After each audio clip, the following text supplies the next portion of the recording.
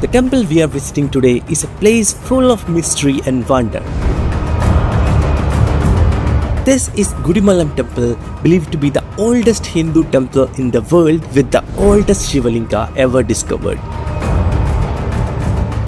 Hidden underground, this temple has 9 secret passages leading to its main chamber. The vigraha of this temple is made of Navapashan, a combination of 9 deadly poisons. When mixed in the right proportions, these substances have amazing medicinal properties. And every 60 years, something truly amazing happens. The temple's main chamber fills with water in a way that no one can explain. Some believe this linga was brought here by God Shiva himself, and local legends say the temple is over 12,000 years old. So let's explore the secrets of Gudimallam and uncover its fascinating stories. Okay guys, now we are at Tirupati and we are going to an amazing temple. The temple is called Gudimallam. It is more than 3,000 years old. It's a Shiva temple. So we are going in an auto. So let's go. So the temple is situated inside a beautiful village. So we are going through this village and around us is so much of greenery. So I'll show you now.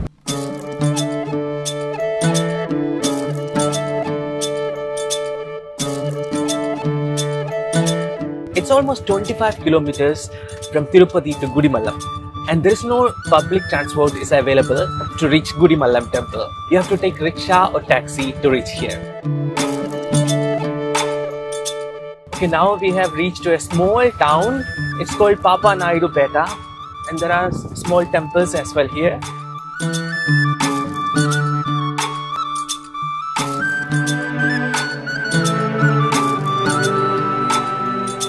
On the way, we had to cross the sacred Swarnamukhi river and another small river which didn't have a bridge. It was an amazing experience with more than 25% of the auto rickshaw underwater.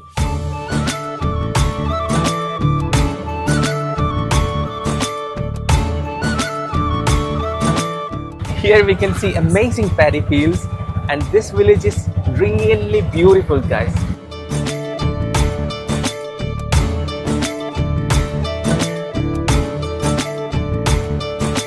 So guys, now we have reached to the temple. Behind me you can see the amazing temple. So let's go inside. The temple's current structure around the Garbhagriha was built by the Chola and Pallava kings. The Gopuram of the temple is uniquely designed in the Gajaprashta Akara style, which means shaped like the back of an elephant. This architectural design is considered auspicious and symbolizes strength and stability. The vigraha of this temple is made of Navapashan, a combination of 9 deadly poisons. When mixed in the right proportions, these substances have amazing medicinal properties. This vigraha is similar to the Navapashana vigraha found in Palani Sri Murugan temple. The vigraha here is a Trimurti Sankalpa vigraha, representing the union of God Brahma, God Vishnu and God Shiva.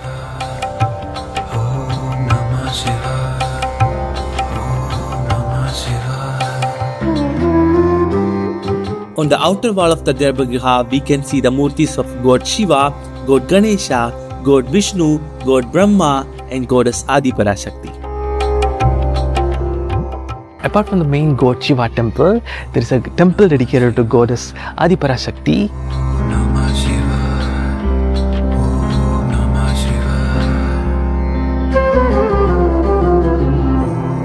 There is another temple dedicated to God Subramanya, Valli Devi and Devasena Devi. And in front of that, there is another temple dedicated to Surya Deva.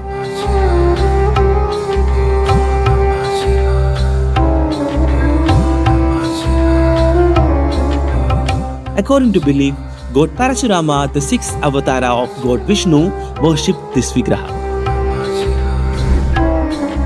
After killing his own mother Renuka as commanded by his father, Parashurama obeyed his father's words out of respect and duty to Dharma. Even though killing his mother was a grave sin, he followed his father Jamadagni's instructions to attain Baba Moksha, which means freedom from sin. Jamadagni instructed him to go to the forest, find a vigraha in the shape of a Purushalinga and worship it for 15 years. Also he said, by doing this, God will appear in front of you and forgive you.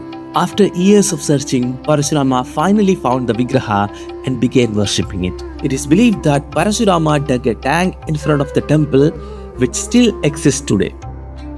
He also planted a divine lotus plant in the tank. Every day, the plant produced a flower, and with this flower, Parashurama performed puja to the Vigraha in this temple. To protect the lotus plant from wild animals, Parashurama asked Rakshasa to guard the temple. However, unknown to Parashurama, the Rakshasa was actually God Brahma himself, who had taken this form after being cursed. Not knowing the Rakshasa's true identity, Parashurama gave him the task of protecting the temple and the lotus plant when he was not there. As an offering, Parashurama gave the Rakshasa a deer or goat every day. The Rakshasa, unaware that he was God Brahma, did his job with full dedication. One day, the Rakshasa grew curious about the rituals and wondered why Parashurama worshipped the Vigraha with the divine lotus flower. He decided to perform the puja himself. He plucked the lotus flower and offered it to the Vigraha. When Parashurama returned, he found the lotus flower missing and realized someone had already performed the puja.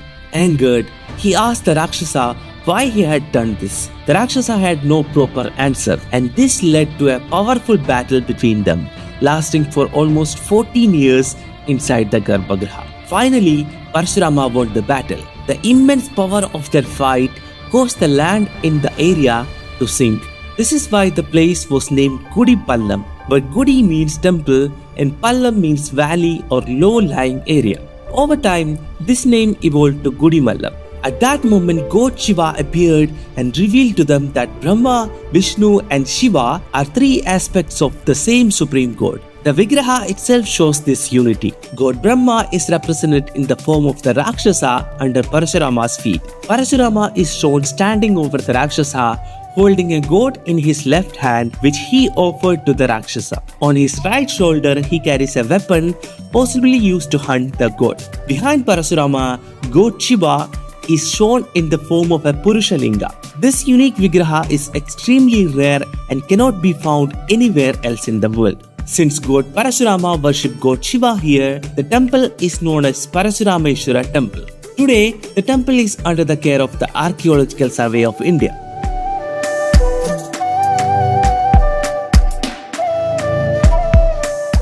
So guys, this is the temple tank or Pushkarani. This looks so amazing and huge, but it's not properly managed, unfortunately. Visiting this temple is believed to guide devotees toward attaining moksha or liberation. Around the temple, you can see lots of greenery and it looks so amazing and vibrant here.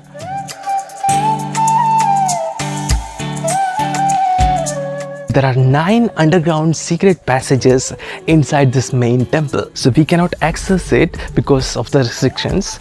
Also, another mysterious thing happens here. In every 60 years, the main chamber, the Garbhagriha of this temple, fills with water. Sacred water from the river Swarnamukhi flows through an underground passage from Kalahasti temple, also known as the Dakshina Kashi, and fills the Garbhagriha of this temple. The water performs an abhishekam or sacred bath for the Trimurtis in this temple. This phenomenon lasts for just one day, after which the water goes back. The last sacred bath occurred on December 4th, 2005. The next event is expected to happen in the year 2065 according to the temple priests.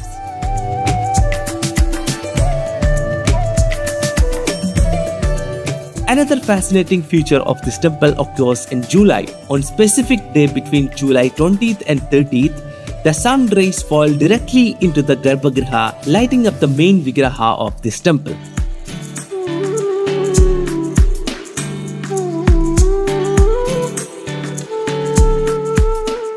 This temple is located just 10 kilometers from Tirupati Airport and 20 kilometers from Tirupati bus stand. I'll also add the Google Map location in the description. In front of this temple, we can see ancient inscriptions written on these stone walls. This is really amazing, guys. It looks really old. So there are 1, 2, 3, 4, 5, 6, 7 ancient inscriptions are here.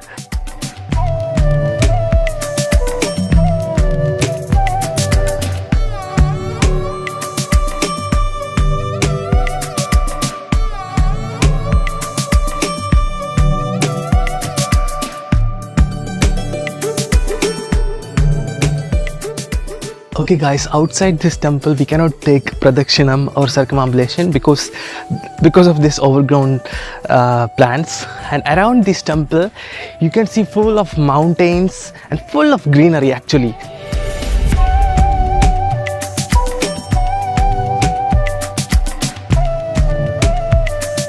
So guys, we are leaving this amazing temple with full of memories, and I really want to visit this temple again. You can also visit this temple when you visit Tirupati. So it's nearby from Tirupati, it's almost 25 kilometers. You can take a taxi or a auto rickshaw to come here. So guys, in front of this temple there is a huge tree with lots of Naga Vigrahas.